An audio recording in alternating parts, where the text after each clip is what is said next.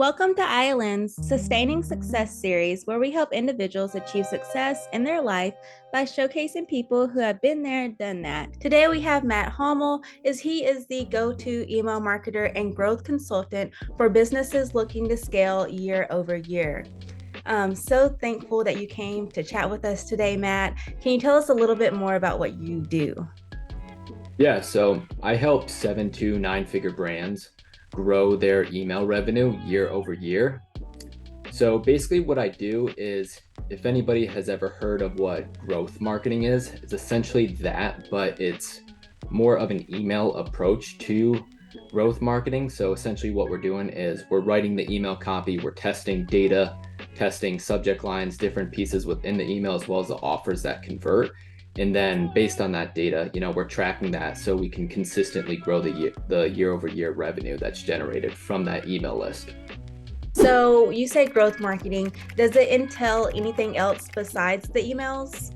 Yeah, so that's actually a really good question because, there's so many different things that can actually impact how much revenue you're able to generate from a company's email list. So, a couple of the things are whether or not like you're building the list, if you have a good acquisition strategy. So, for instance, like one of our clients, they were running ads and we noticed that a lot of people were falling through the funnel and weren't actually converting into email subscribers. So we were losing a lot of leads. So what we did was we actually set up a new retargeting advertising channel on Facebook, which they were driving all of their traffic from Google. So we established a new channel through Facebook. We did the ad creative. We rebuilt the entire funnel. We built a lead magnet to call booking funnel and took them from 0 to $23 million in leads generated. But that was just something kind of like we weren't able to have a lot of success on the email side because we weren't generating a lot of leads, which essentially, if you're not generating a lot of leads or new email subscribers, then your email list is just going to get smaller and smaller and smaller. And then when the email list gets smaller, your email revenue is going to decline as well. So that's something that we did to kind of like hedge against that. So we essentially work with the entire funnel from end to end, making sure that, all the pieces are together, because that's ultimately what allows us to succeed with email instead of just, doing the actual emails themselves. So I noticed as you were speaking though, you said we. Is this like a solo thing or do you have some partners? Oh, no, yeah. So I run a email SMS agency. We're like email growth marketing, while what we do focus on is email and SMS. Like I kind of alluded to, the main goal is to grow the company's email revenue.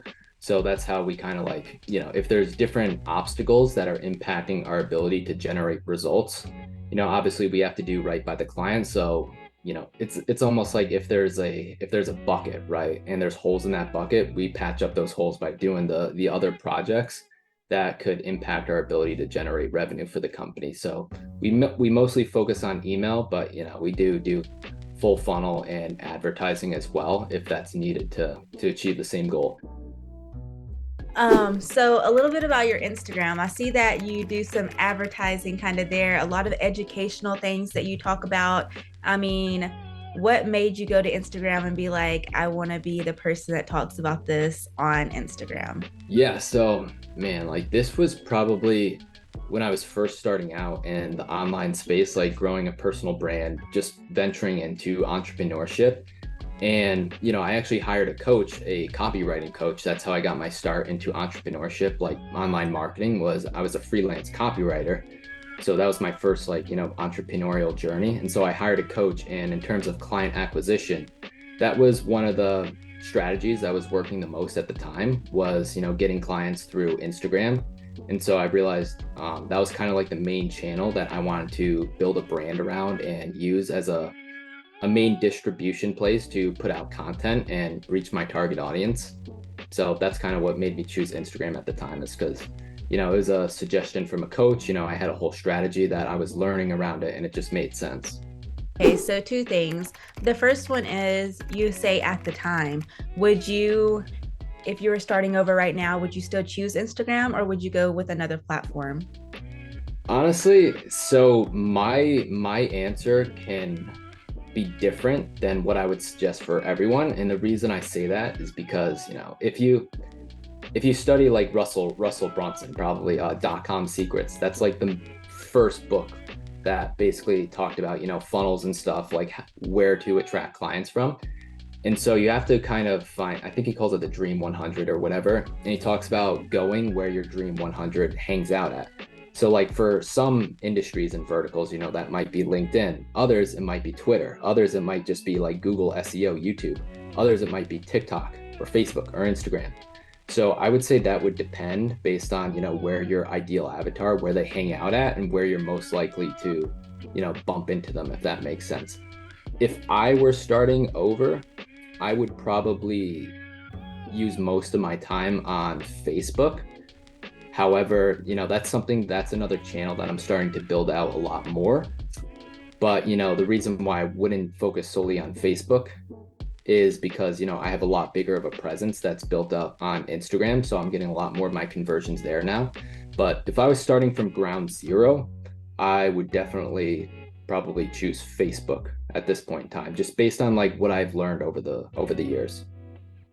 And then you talk about getting some of your clients from Instagram. Is that still something that, is that still somewhere you look for clients? Is that where you get the majority of your clients, or do you funnel them from elsewhere? Yeah, definitely. I definitely get the best conversions on Instagram for sure. So you do have a rather good following on Instagram. How would you say you were able to grow and maintain that following? Yeah, so I've tested a few different things. I'd say the first thing in terms of growing, the first thing I did to get from like 0 to 10K was I did a shout out, which is basically, some influencer, celebrity, whatever, maybe they're giving away like a free iPad or a MacBook or something like that, and they'll say, to enter into the giveaway, go follow these people, and they'll put that in the caption or whatever, or they might just use it like in the graphic, or maybe it's like a reel that the influencer is doing. So a giveaway is definitely like the fastest and probably cheapest way to grow. You don't always get the best quality followers from that point of view. Mm-hmm. So I've also done paid shout outs as well, which is essentially like if you follow like Millionaire Mentor or Entrepreneur's Facts, they'll do like a very intriguing photo, and like it might just be like a story. If you want to make 2024 your best year ever or whatever, you need to focus on these things, and to learn more about that, follow these accounts. And so they'll list like maybe 10 different people within the caption. So that's not a giveaway, but it's also another way of getting more targeted followers. And then getting even more targeted followers is where you'll actually share your content with another bigger page, and they will reshare your content, to their audience, and then drive people to your page to go follow you. I haven't found the right audience yet for that. Like I have gotten some followers, but just in terms of the total amount of followers I got with that strategy and finding the right pages to promote my content, I haven't done that yet. So the main two were giveaways, and then those who will kind of do like, the entrepreneurship facts, Millionaire Mentor, where they'll post like something really intriguing and then say, if you want to make 2024 your best year yet, follow these accounts, sort of thing. Tested a lot of different things for sure. So I've also done paid ads as well. So essentially I'll go in, I will not boost the post. I will go to the Facebook ads manager, and I'll see like, okay, what are my best performing pieces of content? Obviously the market resonates with this. So, there's data that shows, it's sticky in the marketplace. So I'll run ads to that, and then I'll just make the URL my actual Instagram profile page. You can like the link go to a landing page or whatever. You'll just like make them click and go to your page. So a couple of times in the last few minutes, we've talked about boosted post, and you're like, no, I'm not boosting the post. I'm not boosting the post. Why? Facebook makes it really easy for you to just click that boost post video, that boost post button, and essentially start running ads to something that's not going to be a winning advertising strategy for your page. So whenever you think about the importance of staying on top of your goals and ideas, do you have anything that helps you do that?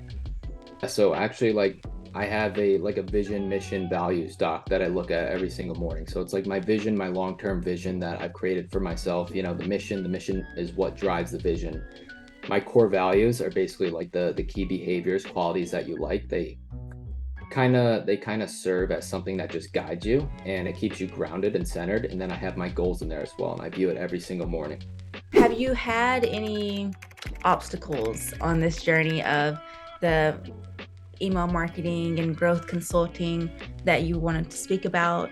I mean, there's definitely a list of ups and downs for sure. And I think, the biggest thing definitely to succeed in entrepreneurship is absolutely your mindset. And I was an athlete, so I kind of know what it's like to have that next play mentality, because when you're in entrepreneurship or even just focusing on your goals, life is definitely going to throw a curveball for you for sure, and things aren't always going to go as planned. And I think what matters is, that's the importance of, reflecting on your vision, your values, and your goals each morning, because it helps keep you focused despite the ups and downs and the waves that come and go in life. So like I was a lacrosse player, football player, you could be a quarterback, throw an interception, right? And then throw an 80-yard touchdown pass the next play, and then lead your team to win the game, lead them to the playoffs, win the Super Bowl. You could be a lacrosse player and you could, drop the ball or something, and the team picks it up and goes and scores down the other end. Like, that's absolutely humiliating. That may have happened to me when I played. I'm not 100% sure, but what you can also do if that happens to you is, you get the ball again, you go and you score like 3 goals on the other end, and then you end up winning the game. So I think, the most important thing is being able to keep reflecting and being able to keep your eye on, what your goals are, and have that as a North Star for you, because that there's always something there for you. Despite the ups and downs, you can keep striving, you can keep, you can make the next day better, or the next hour better. So if something happens bad 1 hour during the day, you have the rest of the day. You could make the next hour better.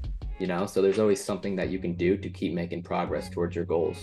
So, just kind of thinking about some other things, what would be the craziest thing you've ever done? So when I was little, I lived in this development, like a neighborhood, and there's a giant sign here by the lights. So there's like main road here, and then cars would pull into the development, and pull into the neighborhood.